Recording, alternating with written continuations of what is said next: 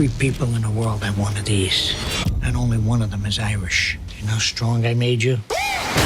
Everybody listened to Russ. But Jimmy was the most powerful man in the country. I know things they don't know I know. You're demonstrating a failure to show appreciation.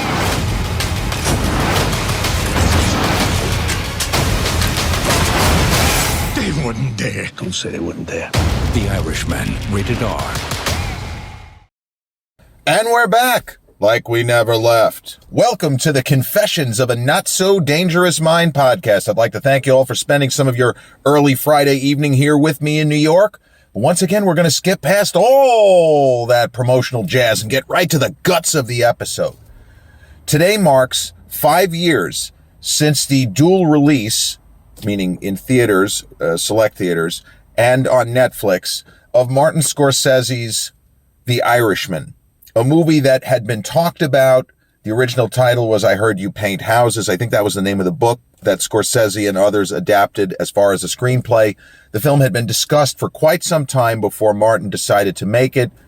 It's not so easy to get the kind of cast together that a filmmaker of the esteem of Martin Scorsese requires, and that's not a criticism. He should always get whoever he wants to play whatever roles. And the kind of funny part when it came to The Irishman is that Joe Pesci had been retired for a really long time, just about 2 decades. I feel like his last major studio film was Gone Fishing with his old buddy from the Lethal Weapon movies, Danny Glover. Wasn't very good. And the other movie he made in 1997, Eight Heads in a Duffel Bag, is kind of a cult film. It's not good. I mean, give me a break. I mean, David Spade, maybe he gets a couple of laughs. It's not good. But beside the point, getting Joe Pesci to come out of retirement was a masterstroke. And the thing is, there are certain fields, certainly when it comes to sports, there are certain areas that if you don't do something at an elite level and you just kind of stop for a really long amount of time, it's difficult to pick up where you left off. And I remember being excited when I read the news that, hey, Joe Pesci is joining the cast. They're ready to shoot. But I didn't say to myself, oh my God, whatever role Pesci plays, he's going to be incredible. Well, Joe Pesci plays, I believe, a real-life East Coast mob boss named Russell Bufalino in this film. And given the previous great performances that Mr. Pesci has given, you talk about what he does in Raging Bull opposite his co-star, also in The Irishman, Bobby D, Mr. De Niro, who plays the lead character of Frank Sheeran. When you think about what Pesci did in Raging Bull, playing Jake LaMotta's brother, the strength that he shows, the fact that he is always on edge, he is always afraid of his brother's temper, but he is the kind of person and personality in that film who is going to stand up for himself. And it is a really incredible performance. I love him in the Lethal Weapon movies, particularly the first one that he's in, which is Lethal Weapon 2. It is not easy when you are playing opposite dominant alpha type performers in Mel Gibson, in Danny Glover, and you steal the movie from them, as he absolutely steals the movie, rips it right out from under the 2 leads. He's who you remember in Lethal Weapon 2 as whatever you want, Leo gets. It's an incredible performance, a different kind of great performance from Raging Bull 9 years earlier. But Pesci he's like revelatory in Lethal Weapon 2, and he's obviously a lot of fun in Lethal Weapon 3 and 4. They kind of soften the character, and he's even more of a clown in those movies. Pesci, in Goodfellas, he won the Best Supporting Actor Oscar, and that kind of kick-started almost a second career for him as a leading man. And he did, obviously, also he was the supporting character in Home Alone 2. He's a riot opposite Daniel Stern as the Wet Bandits. And then he headlined The Super, a not very successful movie about a New York City slumlord who he kind of has to get religion, metaphorically speaking. But he is a home run in what was a box office hit and a film very well remembered by history, My Cousin Vinny. There is something about Joe Pesci's screen presence.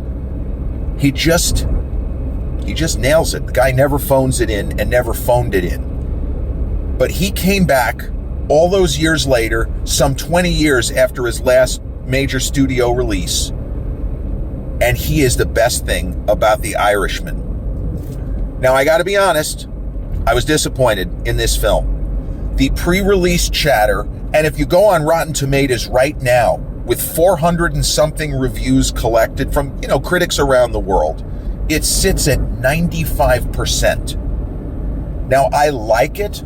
I'll give The Irishman 3 stars, but in the Martin Scorsese pantheon, and this is one of the problems with being a filmmaker like Scorsese, at his best, Scorsese has shown a capability of creating cinema that very few other people who ever worked in the medium can even contemplate. Scorsese is on the exalted Kubrick-Wells level. There are very few people that I would even put in the same breath as Kubrick. I'll put Tarantino up there, even though he is an entirely different kind of a filmmaker. And I don't really know, I don't believe I've read any quotes about what Kubrick thought of, for example, Pulp Fiction or Reservoir Dogs. I know that Scorsese was a fan of Pulp Fiction, but when you're that good, when you have the ability to cut that deep, when you have the ability to make movies as disparate as Taxi Driver and The Age of Innocence, both masterpieces, the expectations are unfairly high. And in a similar vein to a kind of weaker film, what Steven Spielberg did with Ready Player One. Ready Player One, for most filmmakers, will be their crowning achievement. And most filmmakers couldn't even approach a movie like that. For Spielberg, it feels like a letdown. And for Scorsese, given the material and given the way the story, if you just read the kind of description of it, the summary, I wanted more. I thought it was going to be more than what it turned out to be. Because honestly, the character of Frank Sheeran, I just didn't find him that interesting. And Pacino is a fucking riot, but I don't know that his character of Jimmy Hoffa, the real Jimmy Hoffa, I don't know that I was supposed to be laughing. I may have been laughing at him. I think I was supposed to be laughing with him. But the thing with Al is he's so gregarious. He's such a character. And similar to Jack Nicholson in The Departed, another movie that I like but don't love, and Scorsese finally got all the Oscar hardware for what I think is like the 7th or 8th best film of his career, maybe not even. But Pacino chews it up as Jimmy Hoffa. And it's an entertaining performance, but it feels like a great actor giving a performance. De Niro he's different in this movie. And what I mean is, he's trying to craft a different character. He is not relying on his old tricks and tics, and it's very difficult to do that. And the reality is that Frank Sheeran, as presented, is just not that interesting. So it's not really on, it's not on Bobby D that, I don't think it's a great performance. I just don't think the character, this is not the kind of character that you're going to get a Best Actor nomination from playing, because he doesn't have that much in the way of shadings. He's not three-dimensional. There's no arc. I just don't find that character to be that interesting. But the ace in the hole of this movie is Pesci, and he is magnificent. Now, this movie was nominated, and I didn't know this. There are certain films that I can give you chapter and verse. I can get on here before Googling anything, and I can rattle off Oscar nominations and box office and, those sorts of metrics. This film, I looked it up, and I did not realize. I thought the tomato meter score was, in the 90s, but I didn't think it was 95. 95 is just a crazy high score, because Scorsese's latest, Killers of the Flower Moon, I don't believe scored that high. I think it was more like 92 or 93. But that one it certainly did better at the box office, but it seemed to do better with audiences also. Less people were let down, so to speak. But Pesci is incredible. And this movie was nominated for 10 Academy Awards. It didn't win any. It got shut out. Now, that doesn't mean anything. There have been a lot of all-time great films which were nominated for Oscars and nominated for a lot of Oscars, I should point out, and got shut out. The Shawshank Redemption was shut out at the Oscars, the Forrest Gump Pulp Fiction Oscars. 10 Academy Award nominations and no wins. And I wanted Pesci to win the supporting actor award, but it was Brad. Brad Pitt ended up winning for Tarantino, Once Upon a Time in Hollywood. And that's a film that a lot of people thought should have just taken the Best Picture award that year, but it didn't. Now, there's a lot of, I don't want to say confusion, maybe that's the wrong word, but there's a lot of different numbers that have been floated around as to what the actual budget was for The Irishman. Some people have it listed as much as 250 million and elsewhere somewhere above 150 but under 160. Now, that is a crazy amount of money. You don't need me to tell you that, even for a big budget film, but this is not a movie that when you look at, it wouldn't appear that it would cost any more money than Goodfellas. Again, relatively speaking, Goodfellas is 1990. You're talking about now 35 years since it was shot. The problem with The Irishman, as far as the budget, yes, they had to build a lot of sets and they had to set a lot of time periods. They needed a ton of antiques, whether it was cars. They needed the kind of department, the production design, the costume design, had to put in a shit ton of work. They needed to get concepts from decades ago. Everything costs money. Many people were upset and didn't think that the CGI worked. And this is a problem when you make a movie, whether it's, in this case, 2019, or whether it's in the 60s, 70s, 1980, whenever it is. When you have a film with actors aging a significant amount of time, if you really want to make it believable, it's problematic. And for example, The Shawshank Redemption, it is not believable that Tim Robbins barely ages in 20 years, especially given the fact that he's doing hard time in a horrendous prison. But the alternative was they could use prosthetics, like Brando in The Godfather. They'll do something with it. No, they just decided maybe we'll try to film him a little differently. We'll use a little bit of makeup, just a little touch of makeup to make him maybe appear slightly older. But in The Irishman, it's many decades. And so there are certain things that you can't really just achieve in a makeup chair. You might be able to have like a Richard Dreyfuss in Mr. Holland's Opus, which I think is underrated for just how incredible the makeup work they did on Dreyfuss is.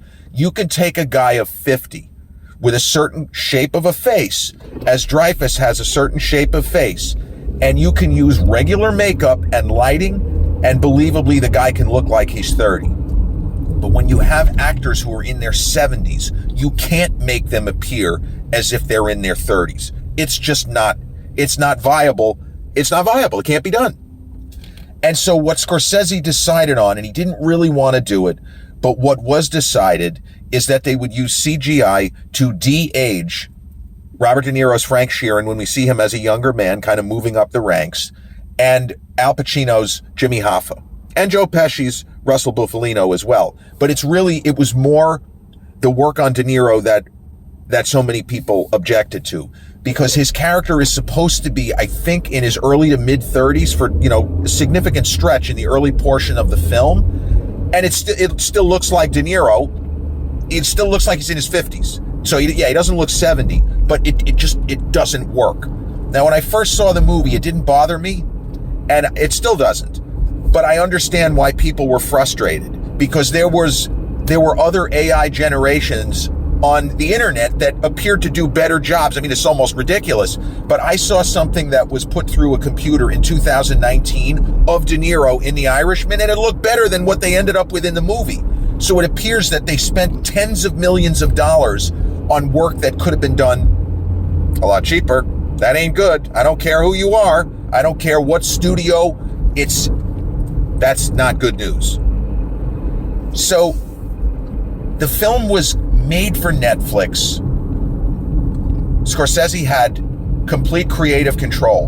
And the fact that Martin Scorsese has never really had full final cut in his career is a travesty and an outrage. And I think specifically about Harvey Weinstein fucking with him with Gangs of New York, when he should have just let you hire a master to make a movie, And unless he is deliberately, or you think that he's running up the budget on purpose, you stay out of his fucking way.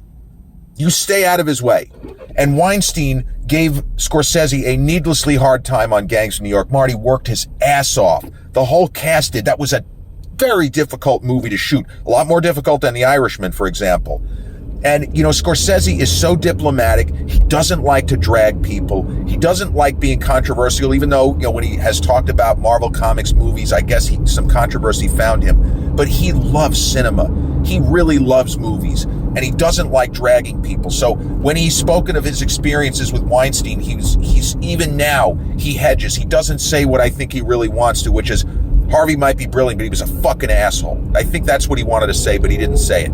But he felt that he was given a needlessly hard time on that film, and he knew that with The Irishman, they were going to let him make the movie, and they let him make the movie. So the financial stuff, which remains unclear, I just use the word confusion, but it's not really a question of confusion. The movie cost a ton of money, and it got a very limited release. The idea, Netflix's idea, was we're going to get a lot of new subscribers if the only way they can see Martin Scorsese's new film is on our channel. But nobody really knows exactly how much money Netflix made or made back because it cost so much to produce this film. Your guess is as good as mine. It could be 35 million that they made back. It could be 70. But it does look as if this film lost a lot of money, despite the critical reception and despite the fact that the viewership on Netflix was huge. This is not a movie that hit Netflix and nobody watched it.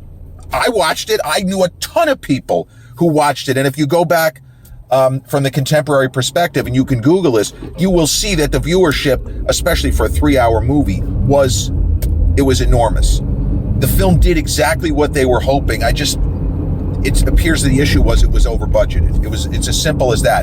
But maybe there was no way to do this particular film for, proportionally speaking, relative to Goodfellas, under 100. Because I think the total budget, not including marketing for Goodfellas, I think it was somewhere around 25 to 30. This was not a movie that, under normal circumstances, should have ever cost as much money as it did. And it's good. I don't think that it's great. And I've seen it twice, and both times, Pesci is the standout. He plays a character who has moments where you want to like him, and then other moments where he is awful. And I don't just mean as far as actions he takes, but just his worldview and just some of the stuff that comes out of his mouth. It's like, fuck this guy. Yeah, this guy's horrible. But the performance never wavers, and the level of concentration and the fact that he had taken so much time off, he just didn't miss a beat. And he's one of the great ones. He really is. Although how many lead performances did he have? Like 5 or 6? But he steals this movie too. Pacino, with his overacting, if you will, and as entertaining as he is, but the character that Joe plays is much more interesting, and he's more of a 3-dimensional character than the lead, and that's problematic. And sometimes you're stuck with, if it's a story based on true events, there are certain things that you can't really do. And historically speaking, you could argue that in Goodfellas, Ray Liotta's character, is he really 3-dimensional? I don't think that he is. And certainly Joe Pesci's character in Goodfellas is not 3-dimensional. Tommy DeVito is horrendous when we meet him, and he's horrendous when he exits the movie stage right, so to speak. The Irishman is the kind of movie that I recommend everybody see, because there is so much care and so much detail in the production, and don't want people to think that because the CGI is wonky, and it does take you out of the fiction, because, for example, if De Niro is playing a guy who's supposed to be 30 and he gets into a fight or he beats the hell out of some guy that said some shit to his kid that he shouldn't have, it doesn't look right. It just doesn't look right. And that's not a CGI problem. That's a guy in his 70s who has the stiffness of a guy in his 70s is pretending to beat somebody up as if he's 30. It takes you out of the fiction. So there are those odd moments where you're like, yeah, that's not believable. Yeah, that doesn't work. But the story on whole, it's an interesting story that was worth telling. And the performances are all good. Even if I think that Pacino overacts in certain scenes, he's trying to make the movie as entertaining as possible. And that's the thing. If Martin Scorsese didn't like something that was done, he would do another take. So Pacino gave him exactly what he wanted. And I guess he liked the showmanship aspect of the real Jimmy Hoffa, that he was a broad personality. And that's probably why he cast Al Pacino. And we've seen De Niro in the kind of quieter, more interior roles. We've seen him excel. And I believe that's why he cast him as Frank Sheeran. Not just a kind of Legends tour or greatest hits, but he felt these were the best guys, and Pesci was the key. But these were the best guys for the individual roles. But yeah, if you ask me, Pesci gives the best performance in the movie. It's not even close. He is as good in this film as he has been in any other movie, and that is really saying something, because Raging Bull could have won supporting actor there too. And then winning it for Goodfellas was almost a payback for Raging Bull, in my opinion. But then again, he deserved it in Goodfellas. He's the most galvanizing, electric character in that film, without question.